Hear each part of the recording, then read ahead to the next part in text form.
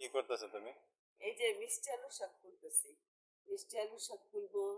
তারপরে এই যে কলমি শাক দেখো, এই যে কলমি শাকগুলো যে লাগানো হয়েছিল ডোকাগুলো, সেই কলমি শাক কত সুন্দর হয়েছে।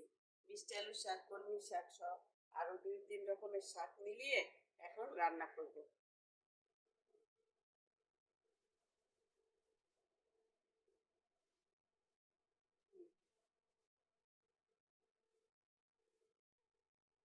কত সুন্দর নিজে হাতে লাগানো শাক।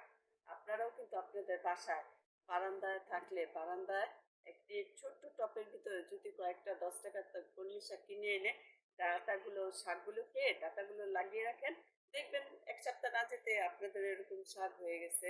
এই যে আমার শাক হয়েছে, এখন আমি এগুলো তুলে নিয়ে রান্না করবো আজকে। এখন কিন্তু অনেক সকাল, কি সুন্দর ঠান্ডা হাওয়া বইতেছে, আর সেই হাওয়ার ভিতরে শাক তুলতে খুব ভালো লাগতেছে, পুরোপুরি রোদও উঠে নাই।